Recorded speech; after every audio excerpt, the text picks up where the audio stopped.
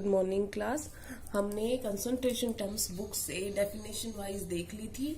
कुछ न्यूमेरिकल जो बुक में थे वो भी हमने सॉल्व कर लिए थे। अब जैसे कुछ एग्जांपल हम सॉल्व करके देखेंगे कि कैसे हम उनको निकालते हैं। तो फॉर एग्जांपल 20% एक्वस एंड नेवस सॉल्यूशन प्रोवाइड किया गया है और आपसे पूछा गया है molarity, normality and molality. Density of solution अगर 1.2 ग्राम पर सीसी है तो सबसे पहले आपको जो ये स्टेटमेंट दी गई है इसको समझना होगा कि इसका मतलब क्या है। यहाँ पे भी चलो मैं क्लियर कर देती हूँ, m/v से दिया हुआ है ये, ठीक है। तो 20% एक्वस NH सॉल्यूशन m/v से दिया गया है। इसका मतलब ये है कि 20 m/v मतलब मास 20 ग्राम ऑफ सोल्यूट कौन है हमारे पास, NaOH, डिजोल्व इन,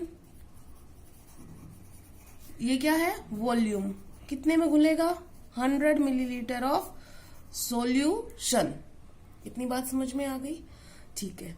अब बात करते हैं मोलैरिटी की। तो मोलैरिटी क्या थी, मोलैरिटी थी number of moles of solute बटे में volume of solution in litre. हमारा मिलीलीटर में है तो इसे कन्वर्ट करने के लिए 1000 से डिवाइड करेंगे ना यहाँ पर, तो ऊपर क्या चला जाएगा, ये 1000 चला गया। ये बात समझ में आ गई। अब number of moles of solute ये हमने निकालने हैं। तो number of moles of solute कैसे निकलते हैं किसी भी चीज के, जो चीज प्रोवाइड की गई है। अब सोल्यूट कितना दे रखा है यहाँ पर, 20 बटे में उसका मोलर मास, NaOH का मोलर मास निकालेंगे हम। 23 इसका होता है, 16 इसका होता है और 1 इसका। तो 16 और 1 17, 17 प्लस 23 कितना हो गया, 40 बटे में वॉल्यूम ऑफ सॉल्यूशन कितना है, 100 मिलीलीटर। ये आ गया आपका, कैंसिल आउट हो जाएगा। 20 बटे 40 को करोगे तो 1/2, तो ये आ जाएगा आपका 1/2 गुना में 10, ये आ जाएगी आपकी 5 मोलैरिटी। समझ में आ गया इतना। अब जो नॉर्मेलिटी होती है उसका रिलेशन होता है कि नॉर्मेलिटी n इंटू मोलैरिटी होती है। या तो आप इस तरीके से निकालो या उसका प्रॉपर जो फॉर्मूला होता है कि number of gram equivalents of solute बटे में volume of solution in litre. हमारा मिलीलीटर में होगा तो इनटू में हम क्या कर देंगे, 1000। अब नंबर ऑफ ग्राम इक्विवेलेंट्स का एक तरीका ये है कि अगर आप यही निकालो नंबर ऑफ ग्राम इक्विवेलेंट्स, तो नंबर ऑफ ग्राम इक्विवेलेंट्स किसी भी चीज के हम कैसे निकालते हैं, जो दे रखा है गिवन मास ऑफ सोल्यूट और बटे में उसका इक्विवेलेंट मास होता है। और जो इक्विवेलेंट मास होता है वो किसी का मोलर मास बटे में n होता है। जो इक्विवेलेंट मास है, जो नई टर्म आई है, वो क्या होती है, मोलर मास बटे में n। जो ये n है ना, ये क्या होता है, फॉर एग्जाम्पल कोई बेस है तो वो कितने OH माइनस देगा, कोई एसिड है तो कितने H प्लस देगा, अगर कोई एलिमेंट दिया है तो कितने इलेक्ट्रॉन्स का लेन देन करेगा, उस संख्या को बोल रहे हैं, ठीक है। तो हमारे यहाँ पर इक्विवेलेंट मास क्या होगा, देखो मोलर मास तो हमने निकाल लिया था, सोल्यूट का कितना था, मोलर मास हमारा था 40, अभी निकाला था थोड़ी देर पहले। और यहाँ पर ये बेस है और सिर्फ एक OH देगा तो ये कितना आ गया, इक्विवेलेंट मास 40 आ गया, ठीक है। तो हमारे नंबर ऑफ ग्राम इक्विवेलेंट्स क्या हो गए, गिवन मास कितना है 20, इक्विवेलेंट मास भी कितना आ गया 40, सेम आ गया 1/2, ठीक है। हम इसको पुट करेंगे 1/2 बटे में वॉल्यूम ऑफ सोल्यूशन कितना है 100, ये हो जाएगा फिर से कितना आ गया 5 नॉर्मल। या तो आप इस तरीके से करो या थोड़ा सा सिंपल मैं आपको बता देती हूँ। इस इक्वेशन को आप देखो, इस इक्वेशन को याद कर लो। आपको मोलैरिटी अगर निकालनी आसान है तो आप उससे कर सकते हो। देखो नॉर्मेलिटी होता है वही n है, ये दूसरा कोई नहीं है, यही वही n है कि OH होगा तो कितने कितना बेस है तो कितने OH दे रहा है, एसिड है तो कितना H प्लस दे रहा है, कोई एलिमेंट है तो कितने इलेक्ट्रॉन्स का वो लेन देन कर रहा है। और मोलैरिटी आपको पता ही निकाल सकते हो, निकाली भी हुई है यहाँ पर। तो यहां पर क्योंकि आप लिख दोगे n की वैल्यू, क्योंकि n की वैल्यू 1 है फॉर NaOH, तो आपने रख दी 1 इंटू में मोलैरिटी। मोलैरिटी कितनी थी हमारी 5, तो ये आ गया आपका 5 नॉर्मल, यही आया इधर से, है ना। तो ये दोनों क्या हो जाएंगी बराबर, अगर वो संख्या 1 होती है n की तो। अब बात करते हैं मोलेलिटी की। मोलेलिटी का, उसके लिए आपको मोलेलिटी का फॉर्मूला दोबारा से याद करना पड़ेगा।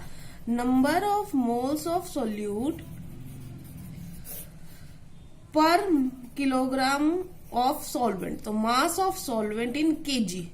अब केजी में नहीं दिया गया होगा क्योंकि हमारा ग्राम में है सब कुछ, तो इन अगर ग्राम में हो तो इनटू में हम क्या कर देंगे 1000। इतनी बात क्लियर है।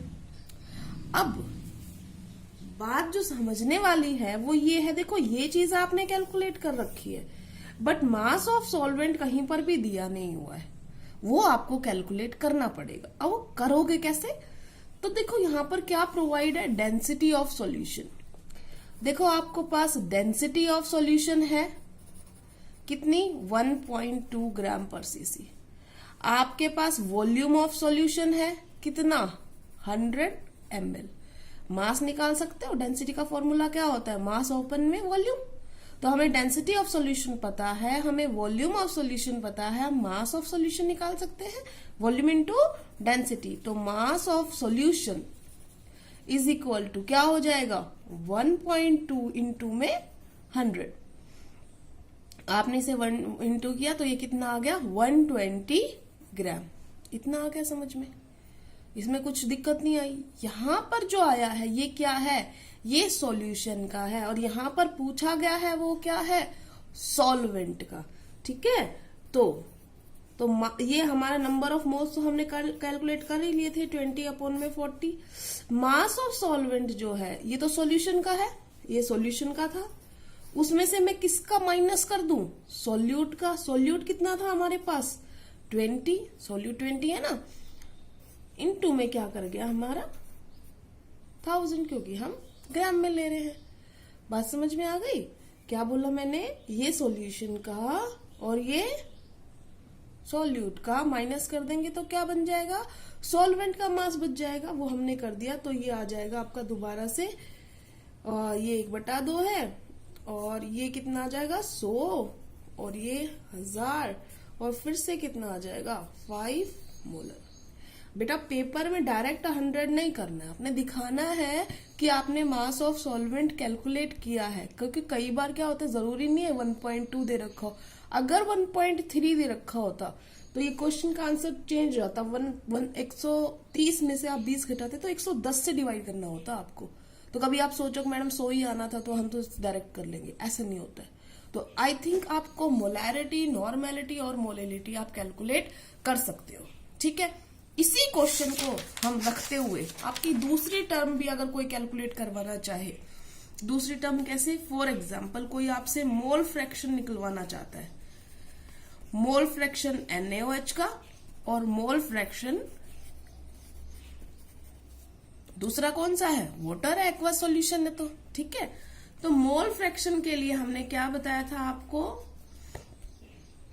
जो नंबर ऑफ मोल्स है NaOH का, जो भी कंपोनेंट पूछ रखा है, बटे में टोटल में 2 ही कंपोनेंट है हमारे पास, एक वाटर और एक NaOH। इसी तरीके से इसका निकालोगे तो ये H2O, number of moles plus NaOH plus water.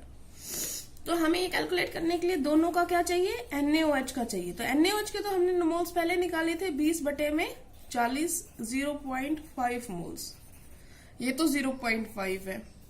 Water के भी निकाल लेते हैं। अब अगर 100 में से, क्योंकि 100% सॉल्यूशन था ना हमारा, 100 ग्राम में से 20 ग्राम NaOH है, ये हमारा था, देखो 100 नहीं था हमारा, कितना था मास ऑफ सॉल्यूशन 120 ग्राम। अब 120 ग्राम में से हमारा कितना है सॉल्यूट 20, तो ये कितना है 100, सॉल्वेंट अभी निकाला था आपने 100, तो ये 100/18। ठीक है, ये आ गया।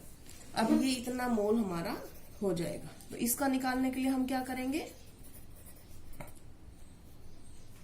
NaOH का कितना है 0.5, 0.5 प्लस में 100 अपॉन में 80, बस कैलकुलेशन है। इसका निकालोगे तो कैसे निकालोगे, 100 अपॉन में 18 बटे में 0.5 प्लस में 100 अपॉन में 80।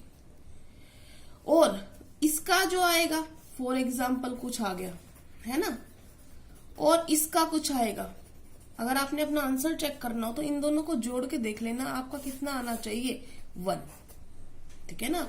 अगर कोई बाइनरी सॉल्यूशन है तो उनकी दोनों का मोल फ्रैक्शन 1 आएगा जोड़ करोगे तब। अगर कोई टर्नरी सॉल्यूशन है जिसमें 3 कंपोनेंट है तो तीनों का जोड़ करके 1 आएगा। ठीक है, तो आज के लिए इतना ही। Thank you class.